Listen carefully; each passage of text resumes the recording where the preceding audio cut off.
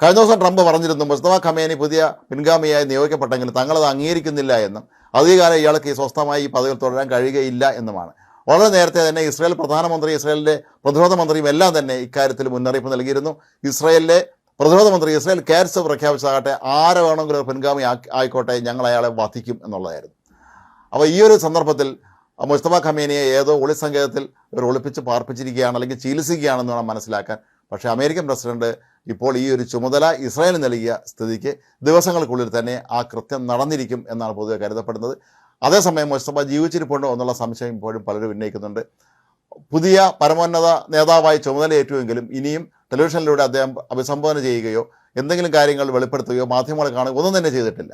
അപ്പോൾ അതിൽ നിന്നൊക്കെ തന്നെ മനസ്സിലാക്കാൻ കഴിയുന്നത് മുസ്തഫ ഖമേനിക്കും ഒരു പക്ഷേ പരിക്കേറ്റ് എന്ന് പറയുന്നത് ഗുരുതരമായി പരിക്കേറ്റിരിക്കുക, അല്ലെങ്കിൽ അദ്ദേഹം ജീവിച്ചിരിപ്പില്ലായിരിക്കാമെന്നാണ്.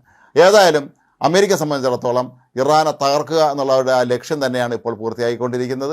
മാത്രവുമല്ല, ഇറാനിലെ ആണവ കേന്ദ്രങ്ങളുമായി ബന്ധപ്പെട്ട് പ്രമുഖ പാശ്ചാത്യ മാധ്യമമായ ഡെയിലി മെയിൽ നടത്തിയൊരു അന്വേഷണത്തിൽ അവരുടെ ഏറ്റവും പ്രധാനപ്പെട്ട ആണവ കേന്ദ്രം നഥാൻസ് ആണവ കേന്ദ്രം പൂർണ്ണമായും നശിച്ചിരിക്കുന്നു എന്നാണ് മനസ്സിലാക്കാൻ കഴിയുന്നത്. സാറ്റലൈറ്റ് ചിത്രങ്ങൾ ഉപയോഗിച്ചുകൊണ്ട് അവർ നടത്തിയ പഠനങ്ങളുടെ ഒടുവിൽ ഇപ്പോൾ പുറത്തുവിട്ടിരിക്കുന്ന ഒരു വിവരമനുസരിച്ചാണെങ്കിൽ നഥാൻസ് ആണവ കേന്ദ്രത്തിൻ്റെ പരിസരം മുഴുവൻ തകർന്ന് തരിപ്പണമായി കിടന്ന വാഹനങ്ങളുടെയും അതുപോലെ അവിടെ തകർന്ന് തരിപ്പണമായി കിടക്കുന്ന കെട്ടിടങ്ങളുടെയൊക്കെ തന്നെ ചിത്രങ്ങൾ ഉപഗ്രഹ ചിത്രങ്ങളായി അവർക്ക് ലഭ്യമായിട്ടുണ്ട്. അപ്പോൾ അങ്ങനെ നോക്കുമ്പോൾ ഇറാൻ ഇത് വലിയ തോതിലുള്ള തിരിച്ചടി തന്നെയാണ് ഇപ്പോൾ അമേരിക്കയും ഇസ്രായേലും ചേർന്ന് നൽകുന്നത്. പക്ഷേ എത്രത്തോളം ദിവസം ഇറാന് പിടിച്ചു നിൽക്കാൻ കഴിയുമെന്നുള്ളതാണ് ഇവിടെ വരുന്ന ചോദ്യം.